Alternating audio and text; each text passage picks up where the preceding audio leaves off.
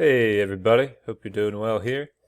And this is it. This is the final recording of our business math year here. I hope you had a great year, learned a lot of good stuff here. And well, I'll be missing being able to teach you guys, and I wish you well in your future. Hope you continue to follow the Lord and try to do His will for your life there. And don't be a stranger. Come and visit me here. I'm not going anywhere. All right. So let's go over this couple homework problems and then a little review for your test here. All right. So this first problem, number 11, is about Chester. He wants to buy a home for that amount of money, 15% down payment. He has all these closing costs here. There's two questions you have to answer. All right. How much money will he have to borrow to buy a home, and what amount of cash will he need? Okay, so let's start with the first question. Now he's only going to borrow money on the home after the down payment. Okay, so basically whoever did this problem here did a good job on how much he needs to borrow. Okay, 15% is his down payment, so $15,855 down. And then the house is this amount. You subtract the down payment, so this is how much he needs to borrow. Okay, $89,845. And this person also did the same thing. Okay, very good. Now that answers the first question, so good job on that. But what amount of cash will he need? Okay, so when you go and buy a house, you need to realize you are not just putting down your money. That's not enough money. You also have to add the closing costs, okay?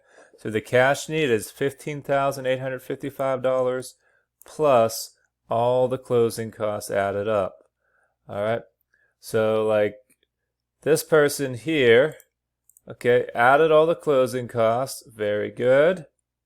All right, but they added to the closing costs the amount that they need to borrow. Well, they don't need to have this amount of money on hand because they're borrowing it. Okay, so they don't need $92,270. They need $15,000, the down payment, okay, plus the closing costs. All right, so that ends up being only like 18,000 some dollars. Okay, so hopefully that makes more sense. You're not gonna need on hand the amount of your mortgage because you're borrowing that. All right, all right. So number 12, I think a couple people missed here, so we'll go through it here too. Okay, so Luann's buying a home for this amount of money. She has a 10% down payment and borrows for 30 years at this interest rate. Her monthly mortgage payments are this amount of money. How much will she pay in interest over the 30 years? All right, so let's figure out how much money amount she pays over 30 years, okay? So it's how much she pays per month times how many months in a year times 30 years. Okay, so let's go ahead and calculate how much she's going to actually be paying for this house in a year.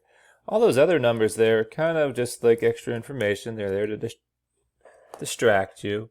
Okay, so she's paying $405,734.40 for her house. Okay, that's a lot of money, isn't it? Huh? For this house? Because look at her interest rate. It's 8%. Ooh, no wonder why she's having to pay so much. All right, so what total amount of interest?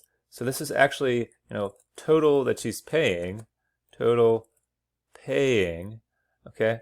But that's not the total amount of interest she's paying. That's the total including the cost of the house, including the house cost, house value, I guess.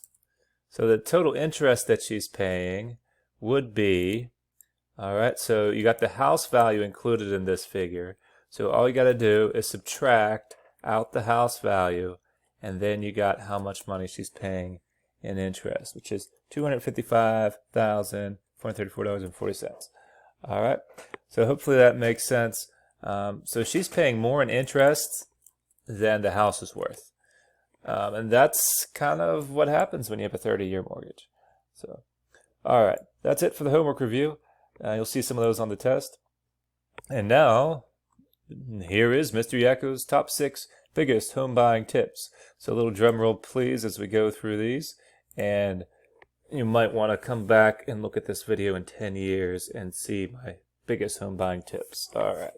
So, number 1, you need to ask God's direction. All right. You need to you need to pray, okay? Prayer, this is a big decision. This is not like you're buying, a new video game. All right. This is like you're spending money that you will probably never spend anything else more on than the house. All right. So is this the right place for you? Well, you need to ask the man that knows. All right. Give you some peace about it. Number 2, do get a real estate agent. This is probably the most important thing, because if you make a mistake, it could cost you like $10,000 if you pay too much for a house. And we're talking about somebody that has sold thousands of homes, not just a few hundred, okay? Somebody that's a pro, not a, guy that wants to be a pro. You want someone good that knows if you're overpaying or not, okay? Someone that can fight for you and get you a good deal. All right. Number 3, you want to try to have at least 20% saved for a down payment. Now, I know this is not possible in all situations, but this will save you a lot of money in the end, okay? Because this avoids you having to get PMI, which is insurance that will cover the bank in case you can't pay, okay? How much does PMI cost you if you have to get it? It's like $1,000 every year on a $100,000 mortgage. So that's like $1,000 you just have to live without for 30 years. So pretty crazy. All right. Number 4, you want to go for a 15-year mortgage over a 30-year mortgage because the savings on this is insane, okay? 15 years will cost you more per month, but you'll pay it off a lot quicker. And you'll have far less interest in the end than you would for a 30-year mortgage. And another added bonus is you'll get a lower interest rate to begin with because, banks feel like you could pay it off in 15 years, then you maybe are more stable than if you want to get a 30-year mortgage. You're more of a risk because who knows what 30 years might bring. 15 years is a little bit closer of a time frame. All right, so let's do a quick comparison. All right, so imagine you're borrowing $150,000, okay? The loan term, 15 versus 30. You're going to get a little bit less percent on interest, okay? This is just their suggested percentage that you can currently get, I guess, on a 15-year loan compared to a 30-year loan. So you're paying less percent-wise in interest, and you're paying it for shorter time. Let's look at the results here. All right, so loan 1 has a higher monthly cost, but remember, that's because you're paying it off twice as quick. So don't let that scare you unless you just can't afford it. Okay, the total cost here, this is really the number that you guys want to compare. $198,000. Okay, so that means you're paying roughly $48,000 in interest for the 15-year loan. Okay, so this is 15-year. All right. For the 30-year loan, in comparison, you're paying over $110,000 in interest. So you're paying over double the amount of interest. That's like a $62,000 difference there. Okay, so that's crazy. Okay, you're paying almost the price of the house in the loan. All right. So that's just a quick comparison. All right. And so 15-year loan is the way to go. All right. Back to the tips here. So get a 14-year loan or a 15-year mortgage, not a 30-year mortgage. You don't ever want to get an adjustable rate mortgage because then they can just move the percentage that you're paying every year in interest up and down. So that's a big no-no. You don't want to skip the home inspection, okay? You want to make sure your neighbors are good people before you move in. Don't buy a home that you cannot put up with the neighbors, so investigate a little bit, all right? Inspecting the home is very important. Don't skip paying for that. And of course, never buy more than you can afford. Okay, it should not be more than 28% of your monthly income. All right, and I mean Dave Ramsey would say 25%, I think, of gross income, and the house should be roughly 2.5 times what you can afford. All right, so there are my tips. I hope those are helpful for you. All right. Next, there's a review sheet here that I want you guys to read through here. I'm not going to read it all for you. Most people need a home loan mortgage. This is true. Okay, most people don't pay cash for a house. You need to have homeowners insurance. Okay, if you are having a loan, you can't skip on that. So that's a definite thing. Yeah, closing costs average around $3,700. Here's a little example here, kind of like the problems we've been doing. Here's another example of how much home you can afford, 2.5 times your gross annual income, and the monthly payment you can afford, okay? So make sure you look at that. And this is some stuff we didn't really go over too much, but it's, you might see a couple questions on your test. When you're getting a lender, make sure they give you everything in writing and they don't do what they call a bait and switch and then promise you something and then back out of it. All right. If they say no credit, no problem, that's probably not a good place to get a loan. All right. You need to have a credit score to get a decent loan. You can get pre-approved from a person, and that means you can get a letter saying that you're able to get a mortgage, and that's always a good thing to do.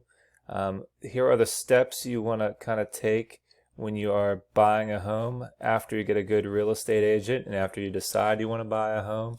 Okay, you have to make an offer, negotiate the price, get a home inspection, get it appraised. So the bank does this to see if the home is actually worth what it says. All right. And then you get the loan approved, okay?